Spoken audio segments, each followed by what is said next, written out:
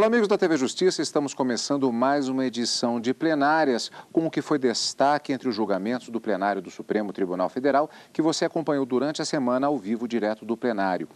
Karina, nós tivemos esta semana, na verdade, uma pausa no que pode ser considerado, de certa forma, como o tema principal do plenário, que é o julgamento da ação penal 470. Na sessão plenária desta quarta-feira, dia 31 de outubro de 2012, foi inclusive o encerramento dos trabalhos do mês de outubro de 2012, portanto, no plenário do Supremo, e outros temas da pauta de julgamentos que não a ação penal 470. Essa semana houve uma pausa no julgamento dessa ação penal, já que o ministro Joaquim Barbosa, relator da ação e, portanto, ministro fundamental para prolatar o voto na sua primeira versão, vamos dizer assim, em relação àquelas dosimetrias das penas dos demais condenados que já foram confirmados pelo plenário do Supremo Tribunal Federal, está ausente do Brasil em razão de uma viagem para um tratamento que todos sabem que ele sofre de um problema na coluna e que, portanto, houve uma pausa nesse julgamento da ação penal. Na semana que vem, isso será retomado da parte onde foi interrompida com a continuidade dessa fase, que é a dosimetria das penas. Mas para essa semana nós tivemos uma pauta de julgamentos destinada a essa quarta-feira,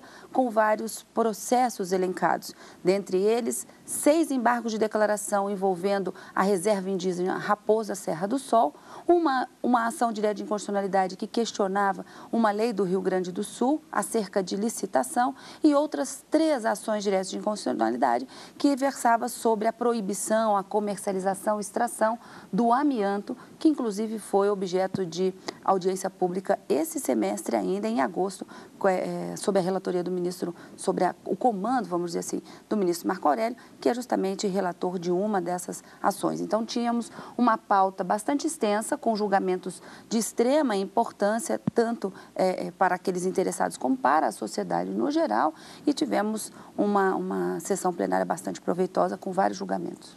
Agora, como nós sempre gostamos de passar informação para o telespectador, a pauta que é divulgada, ela pode não ser seguida na sua totalidade, inclusive dependendo dos andamentos do trabalho no plenário, a quantidade de sustentações orais, por exemplo, que existem, os debates que se sucedem, e no total, nesta sessão plenária, nós tivemos pelo menos 2 temas de grande repercussão que começaram a ser julgados no plenário na tarde desta quarta-feira, dia 31 de outubro.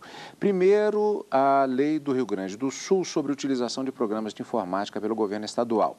Além disso, o Supremo Tribunal Federal começou também a julgar ações que discutem o uso do amianto branco no Brasil. A repórter Carolina Chaves acompanhou os trabalhos.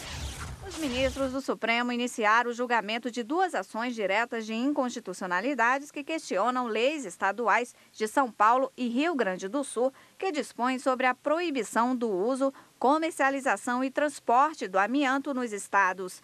A Confederação Nacional dos Trabalhadores da Indústria alega que é a União e não os estados que têm competência para legislar sobre o assunto. O Supremo tem várias ações que questionam o uso e o transporte do amianto no país. Por isso, o ministro Marco Aurélio convocou uma audiência pública realizada em agosto para analisar, no ponto de vista científico, sobre a possibilidade do uso seguro da crisotila. Ele é relator de uma das ações e a outra é de relatoria do presidente e ministro Aires Brito. Após a leitura dos relatórios dos ministros, foi a vez das sustentações orais. O representante da Confederação Nacional dos Trabalhadores da Indústria defendeu que as leis questionadas afrontam a lei federal, que aceita o uso do amianto branco, desde que respeitadas algumas condições. É evidente que no campo da legislação suplementar é possível que o Estado edite uma lei atendendo às circunstâncias daquele Estado, criando, por exemplo, uma reserva em algum lugar. Mas aqui, no caso, não foi isso que aconteceu. O que aconteceu no caso? Simplesmente a lei federal diz que pode e a lei estadual diz que não pode. Quer dizer, a lei estadual aqui afronta diretamente a lei federal. Para o procurador do Estado de São Paulo, as leis não afrontam a lei federal. Ele explicou que a proibição é a única forma de evitar maiores danos à população. A legislação do Estado de São Paulo atende não apenas ao princípio da precaução, mas também à proporcionalidade em sentido estrito nas suas 3 vertentes, ou seja, é o meio necessário, porque não há uma outra forma de evitar os riscos decorrentes da exposição do amianto. É um meio adequado porque aqui o objetivo é de evitar doenças e malefícios. Os benefícios, e não apenas os benefícios de ordem econômica, advindos da proibição do amianto, superam em muito os custos decorrentes da sua proibição. No início da sessão desta quarta-feira, os ministros começaram a analisar uma ação direta de inconstitucionalidade ajuizada pelo Partido Democratas contra o governo do Rio Grande do Sul e a Assembleia Legislativa do Estado. O partido alegou que a lei estadual que dispõe sobre a utilização de programas de informática pelo governo local afronta a Constituição Federal, porque a lei dá preferência a licitações e contratações de sistemas e equipamentos chamados de programas livres, que não têm custos adicionais. O relator, ministro-presidente Aires Brito, negou o pedido no mesmo sentido manifestado pelo Ministério Público e pela Advocacia Geral da União, sob o argumento de que a lei rege apenas assuntos peculiares ao Estado, sem contrariar a norma geral, e ainda incentiva o desenvolvimento tecnológico do país. A lei em causa não ofende os princípios constitucionais da igualdade e da impessoalidade, nem desequilibra o processo licitatório. Todos os que hajam desenvolvido um software e que tenham interesse em contratar com a administração pública podem concorrer em igualdade de condições, sem que a preferência por um programa livre constitua obstáculo. Mas o julgamento foi suspenso com o pedido de vista do ministro Luiz Fux. Bom, começando com este último tema, fatiando um pouco mais o assunto, software livre, ação direta de inconstitucionalidade 3059, relator ministro Aires Brito. Requerente Partido Democratas, interessados, governador e Assembleia Legislativa do Estado do Rio Grande do Sul, Associação Brasileira das Empresas de Software, Associação das Empresas de Tecnologia da Informação, Software e Internet, e tendo ainda constando no processo, Amicus Curiae, Instituto Brasileiro de Política e Direito da Informática, o IBDI. Este processo já passou antes pelo plenário. O Supremo Tribunal Federal deferiu em 15 de abril de 2004 liminar em ação direta de inconstitucionalidade, exatamente a 3059, de que trata, que é exatamente esse processo, que suspendeu os efeitos de lei do Rio Grande do Sul, tratando da utilização de software no Estado. A lei determina a licitação e contratação preferencial de sistemas e equipamentos de informática chamados programas livres, cuja licença de propriedade industrial e intelectual é de acesso irrestrito e sem custos adicionais aos usuários. Na sessão desta quarta-feira, o relator julgou improcedente a ação, cassando a cautelar concedida anteriormente e, portanto, considerando a lei gaúcha constitucional. A lei em causa não ofende os princípios constitucionais da igualdade e da impessoalidade, nem desequilibra o processo licitatório. Todos os que hajam desenvolvido um software e que tenham interesse em contratar com a administração pública podem concorrer em igualdade de condições, sem que a preferência por um programa livre constitua obstáculo. Basta, para tanto, que disponibilizem o código-fonte do software. Lei gaúcha que, por instituir uma política de incentivo ao desenvolvimento científico e tecnológico regional, inciso 2º do artigo 3º e artigo 219, ambos da Constituição Federal, no mercado concentracionário de poder em poucas empresas estrangeiras, acaba por abrir com mais generosidade o leque de opções à administração pública brasileira e assim ampliar o próprio âmbito dos competidores. Número 5, inexistência de cerceamento à liberdade do administrador para adotar, no caso concreto, a solução que mais favoreça o interesse público. Artigo 3º da Lei 11.871. A preferência legal pelo software livre apenas exige da administração pública um reforço de motivação para a escolha contrária, qual seja a opção por um software do tipo proprietário. Isto em reverência a um interesse maior, aferível abstratamente. Que interesse? O do desenvolvimento tecnológico nacional, com reflexo na preservação de dados, que não raro, dados que consultam a própria segurança do país. Número 6, já estou terminando, a lei em causa não desrespeita os princípios constitucionais da economicidade e da eficiência. Estas são aferidas à economicidade e à eficiência não somente pelo custo do produto ou serviço, como também pela segurança dos dados públicos inseridos nos sistemas informatizados e pela aquisição imaterial do conhecimento tecnológico. Lei estadual que, embora estabeleça preferência por softwares livres, não fecha totalmente as portas da administração para a contratação de programas de computador com restrições proprietárias. Artigo 3º da lei. Finalmente, respeito ao direito fundamental de que trata o artigo 27 do artigo 5º da Constituição Federal. Os criadores de programas informáticos, softwares, não têm nenhuma obrigação em compartilhar o uso dos seus inventos ou criação. Por outro lado, a administração pública dispõe do poder de ditar as características do produto ou do serviço de que necessita, não estando compelida a aceitar qualquer condição unilateralmente imposta pelos detentores de direitos autorais na matéria. Eu estou julgando improcedente a ação direta na linha do Ministério Público, na linha da Advocacia da União e cassando a medida cautelar. Pediu vista do processo o ministro Luiz Fux. Como vimos na reportagem de Carolina Chaves agora há pouco, na sessão desta quarta, começou também o julgamento de ações diretas de inconstitucionalidade que questionam a extração, industrialização, utilização e comercialização do amianto da variedade Crisotila. O assunto foi tema de uma audiência pública. Inicialmente, 3 julgamentos sobre o tema foram incluídos na pauta. 2 delas foram apresentadas pela Confederação Nacional dos Trabalhadores da Indústria e questionam leis dos estados de São Paulo e do Rio Grande do Sul que proíbem a exploração, produção e comercialização do amianto.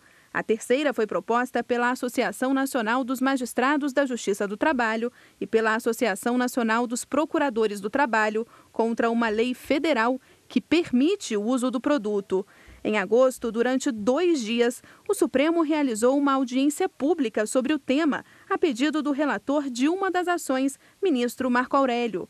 35 especialistas foram ouvidos, entre cientistas, representantes da indústria, do governo e de entidades ligadas aos trabalhadores expostos ao amianto.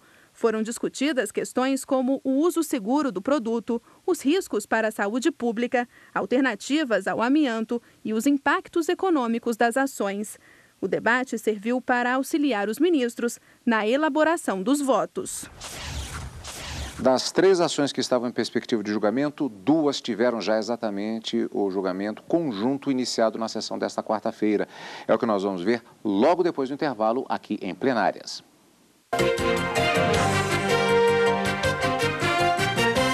Plenárias está de volta. Como vimos no final do primeiro bloco do programa, o plenário do Supremo Tribunal Federal começou a julgar ações diretas de inconstitucionalidade sobre o polêmico tema do uso do amianto no Brasil.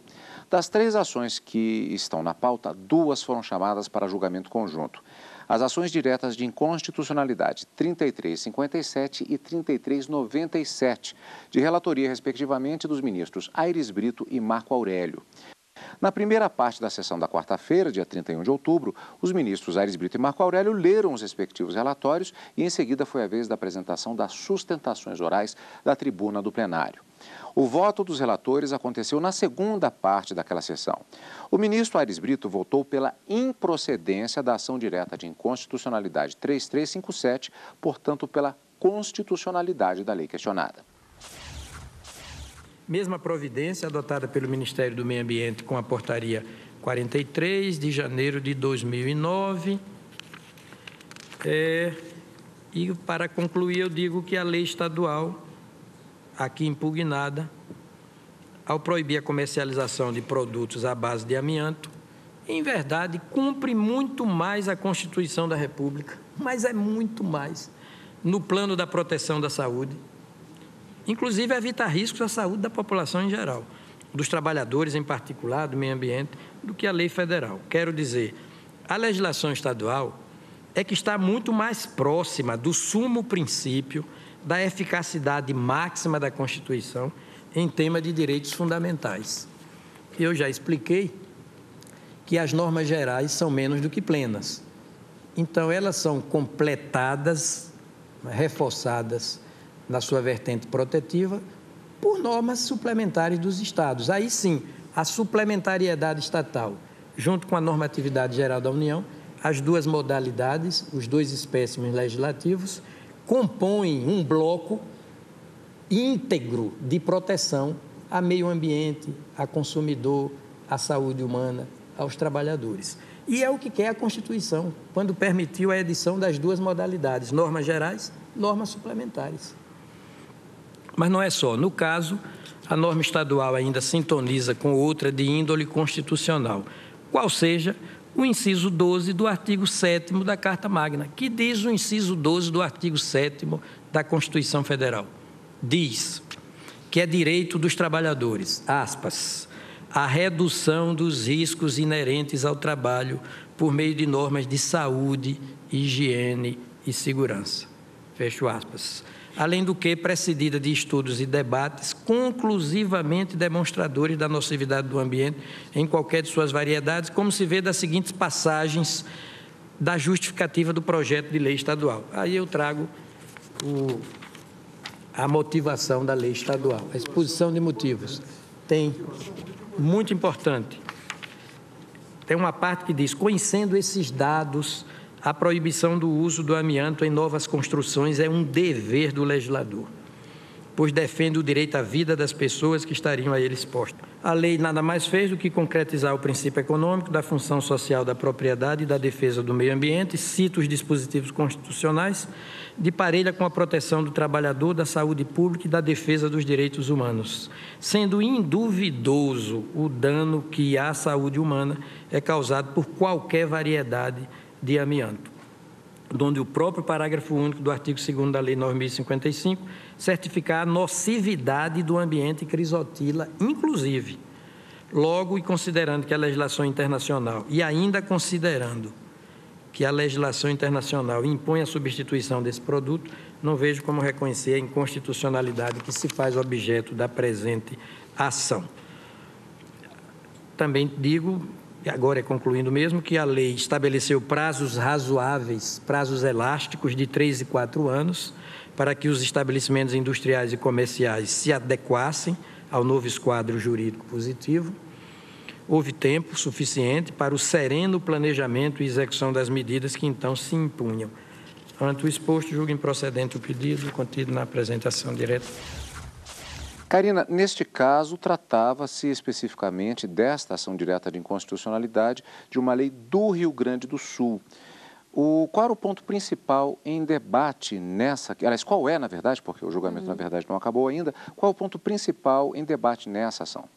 A questão principal a ser resolvida era se o Estado poderia legislar sobre essa proibição do uso de amianto, já que nós temos no ordenamento jurídico uma lei federal possibilitando a utilização do amianto chamado amianto branco. E essa lei federal, ela proíbe a utilização do chamado amianto marrom e o azul, mas o branco ela permite e estabelece de que forma ele deve ser manuseado, produzido, industrializado, comercializado.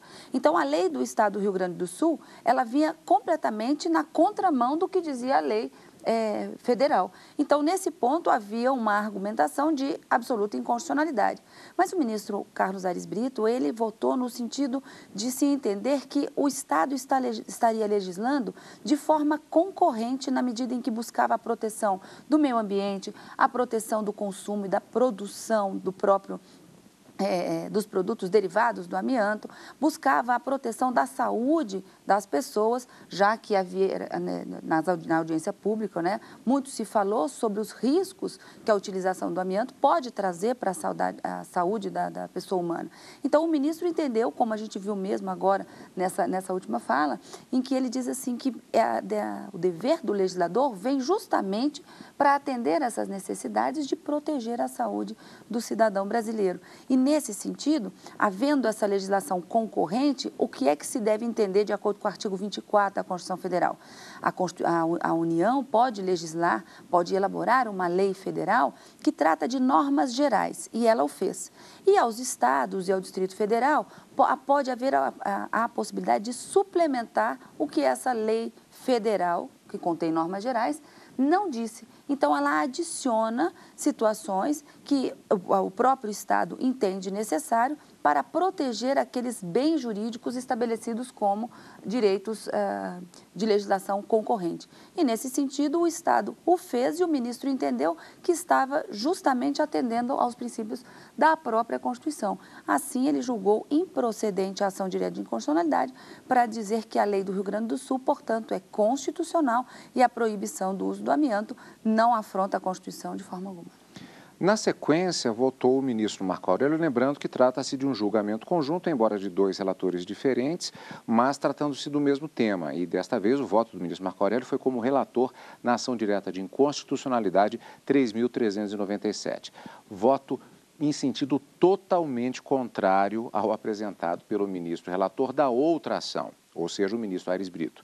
Para o ministro Marco Aurélio, a proibição do uso do amianto seria um passo demasiadamente largo. Não há indicações de que o amianto seja mais perigoso que outras substâncias igualmente conhecidas e ilícitas, como ressaltado pelo doutor Carlos Mário Veloso, né? Filho, né, da tribuna, né? Continuo, que outras substâncias igualmente conhecidas e ilícitas, como o tabaco, o benzeno, o álcool, etc. Vale ressaltar que, se empregado na forma devida, o crisotila não traz qualquer risco ao usuário. Penso que, se proibido esse produto, a porta ficará aberta para proibir-se no Brasil N coisas. E talvez devamos aí retornar à época da caverna. Às vezes o politicamente correto simplesmente não equivale ao juridicamente correto ou acertado. O caso envolvendo o amianto é um desses em que os contextos não se harmonizam. Inequivocamente, a substância possui enorme potencial cancerígeno, que já provocou tragédia humanitária em diversos países. A despeito da cifra negra, creio que os fundamentos jurídicos, econômicos e científicos apresentados ao longo do voto não permitem chegar à conclusão de que a permissão contida na lei federal, aprovada, portanto, pelos nossos representantes, de uso e comércio balizados, controlados do amianto, seja material formalmente inconstitucional. Insisto, rever a proibição do amianto requer manifestação democrática que seja capaz, inclusive, de avaliar adequadamente a adoção do produto e dos possíveis substitutos.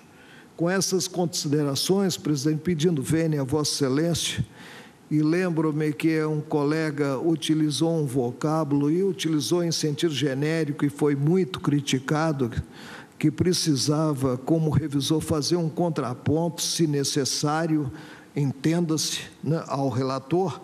Julgo procedente o pleito veiculado na ação direta de inconstitucionalidade 3937, que é esta que está sob a minha relatoria, para afastar do cenário jurídico a Lei 12.684, de 26 de julho de 2007, do Estado de São Paulo. É como voto. E, no caso relatado por Vossa Excelência, logicamente, concluo pela inconstitucionalidade da lei do Rio Grande do Sul, que, tal como a lei de São Paulo, proibiu o uso do amianto no respectivo território. É como voto. Lembrando que, inclusive, o voto do ministro Marco Aurélio foi relativo a uma legislação, a lei do Estado de São Paulo, e como o ministro Aires Brito votara antes em relação à lei do Rio Grande do Sul, portanto, já havia apresentado o voto como relator, o ministro Marco Aurélio, apresentando o seu respectivo voto em relação a São Paulo, também já adiantou o voto em relação à legislação do Rio Grande do Sul, abrindo, portanto, divergência em relação ao voto apresentado pelo ministro Aires Brito. Temos, portanto, 2 posicionamentos diferenciados no plenário do Supremo Tribunal Federal sobre esta polêmica questão do amianto, e isso continuará posteriormente na retomada deste julgamento no plenário do Supremo Tribunal Federal. E o plenário do Senado Federal, vamos sair um pouquinho aqui do Supremo Tribunal Federal, pois é uma questão que afeta diretamente os trabalhos do STF. O plenário do Senado aprovou a indicação do ministro do Superior Tribunal de Justiça, Teori Zavascki, para uma vaga no Supremo Tribunal Federal. O ministro Teori Zavascki foi indicado pela presidenta Dilma Rousseff no início de setembro. No mesmo mês, começou a ser sabatinado pela Comissão de Constituição e Justiça do Senado Federal. A sessão foi suspensa e retomada no dia 17 de outubro. Na ocasião, Teori Zavascki respondeu às perguntas sobre diversos temas, entre eles direito adquirido, lavagem de dinheiro e evasão de divisas, direito para os mais necessitados e flexibilização do direito à propriedade privada em relação ao direito à moradia. Durante a sabatina, os senadores elogiaram o conhecimento jurídico do magistrado. Ele vai ocupar a vaga do ministro aposentado César Peluso, que deixou o Supremo no dia 31 de agosto, depois de completar 70 anos. Teori Zavascki é natural de Santa Catarina, bacharel em Ciências Jurídicas e Sociais pela Universidade Federal do Rio Grande do Sul. Pela mesma instituição, tornou-se mestre e doutor em Direito Processual Civil. Fez carreira na advocacia, até chegar à magistratura. Em 1989, ingressou no Tribunal Regional Federal da 4ª Região, onde ficou até 2003, quando tomou posse no Superior Tribunal de Justiça. No STJ, integra a primeira turma, primeira sessão e a Corte Especial. Karina, a sessão plenária da próxima segunda-feira, ela não vai acontecer, ela foi cancelada, mas nós teremos sessão na próxima quarta e quinta-feira. Isso, na próxima quarta e quinta-feira, com a expectativa da retomada do voto do ministro Joaquim Barbosa na ação penal 470. Encontro marcado, então, com o direto do plenário na próxima quarta e quinta e no plenário no final de semana. E é claro, obrigado novamente por estar conosco, como sempre, e continue aqui na TV Justiça.